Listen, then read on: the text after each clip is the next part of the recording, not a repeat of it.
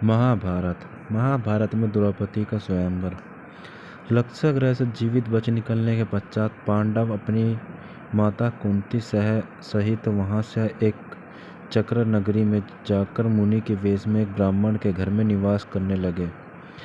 यहीं पर भीम ने बक नामक राक्षस का वध किया। पांडवों को एक चक्रा नगरी में रहते कुछ काल व्यतीत हो गए तो एक दिन उन्हें यह भ्रम करता हुआ एक ब्राह्मण आया। पांडवों ने उसका यथोचित सत्कार करके पूछा, देव, आपका आगमन कहाँ से हो रहा है? ब्राह्मण ने उत्तर दिया, मैं महाराज द्रुपद की नगरी पांचाल से आ रहा हूँ। वहाँ पर द्रुपद की कन्या द्रौपदी के स्वयंवर के लिए अनेक देशों के राजा महाराजा पधारे हुए हैं। उस ब्राह्मण के प्रस्थान करने के पश्चात पांडवों से भेंट करने वेद व्यास आ पहुँचे। वेद व्यास ने पांडवों को आदेश दिया कि तुम लोग पांचाल चले जाओ, वहाँ द्रुपद कन्या पांचाली का स्वयंवर होने जा रहा है।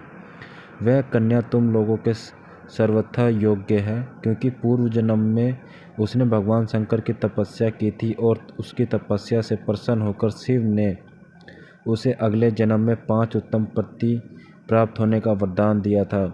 वह देव स्वरूप बालिका सब भांति में तुम लोगों के योग्य ही है। तुम लोग वहां जाकर उसे प्राप्त करो। इतना कहकर वेद व्यास वहां से चले गए। पांचाल जाते हुए मार्ग में पांडवों की भेंट धौम्य नामक ब्राह्मण से हुई और वह उसके साथ ब्राह्मणों का वेश धर कर द्रौपदी के स्वयंवर में पहुँचे। स्वयंवर सभा में अनेक देशों के राजा महाराजा एवं राजकुमार पधारे हुए थे। एक और श्री कृष्ण अपने बड़े भाई बलराम तथा गणमान्य यदुवंशियों के साथ विराजमान थे। वहाँ वे ब्राह्मणों की पंक्ति में जाकर बैठ गए। कुछ ही देर में राजकुमार द्रौपदी हाथ में वरमाला लिए अपने भाई दुष्टद्युम्न के साथ उस सभा में पहुंची। दुष्टद्युम्न ने सभा को संबोधित करते हुए कहा, हे विभिन्न देशों से पधारे राजा महाराजा एवं अन्य गणमान्य जनों, इस मंडप में स्तंभ के ऊपर बने हुए उस घुते हुए यंत्र पर ध्यान दीजिए। उस यंत्र में एक मछली लटकी हुई है तथा मंत्र यंत्र के साथ घूम रही है। आप स्तंभ के नीचे रखे हुए तेल पात्र में मछली के प्रतिबिंब को देखते हुए बाण चलाकर मछली के नेत्र को लक्ष्य बनाना है।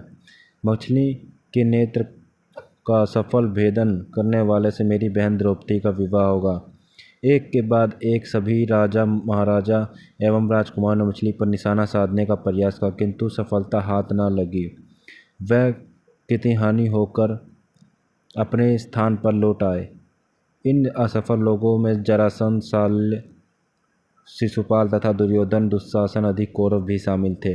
कौरवों के असफल होने पर दुर्योधन के परम मित्र कर्ण ने मछली को निशाना बनाने के लिए धनुष उठाया, किंतु उन्हें देखकर द्रौपदी बोल उठी, यह सूतपुत्र है, इसलिए मैं इसका वरण नहीं कर सकती। द्रौपदी के वचनों को सुनकर कर्ण लज्जित होकर धनुष बाण रख दिया। उसके पश्चात ब्राह्मणों की पंक्ति से उठकर अर्जुन ने निशाना लगाने के लिए धनुष उठा लिया।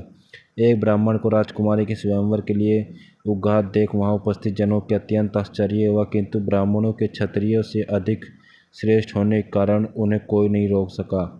अर्जुन ने तेल पात्र में मछली के प्रतिबिंब को देखते हुए एक ही बाण में मछली के नेत्र को भेद दिया।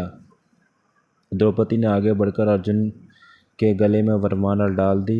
एक ब्राह्मण के गले में द्रौपदी की वरमाला डालते देख समस्त क्षत्रिय राजा महाराजा एवं राजकुमारों ने क्रोधित होकर अर्जुन पर आक्रमण कर दिया। पांडव की सहायता के लिए शेष पांडव भी आ गए और पांडवों तथा क्षत्रिय राजाओं में घमासान युद्ध होने लगा। श्री कृष्ण ने अर्जुन को पहले ही पहचान लिया था, इसलिए उन्होंने बीच बचाव करके युद्ध को शांत करा दिया। दुर्योधन ने भी अनुमान लगाया कि निशाना लगाने वाला अर्जुन ही रहा होगा और उसके साथ देने वाले शेष पांडव रहेंगे। वाराणवत के लक्षागृह से पांडवों को बच निकलने पर उसने अत्यंत आश्चर्य होने लगा। तो ये कहानी थी भाई द्रौपदी के स्वयंवर की। तो उम्मीद करता हूँ गाइस ये आपको अच्छा लगा होगा, द्रौपदी स्वयंवर की कुछ रोचक बातें। अगर वीडियो अच्छी लगी तो वीडियो को लाइक कर दे, चैनल पर नया है तो चैनल को सब्सक्राइब कर ले ताकि आने वाली वीडियो नोटिफिकेशन आपको मिलती रहे। तो मिलते हैं गाइस नेक्स्ट वीडियोज़ में।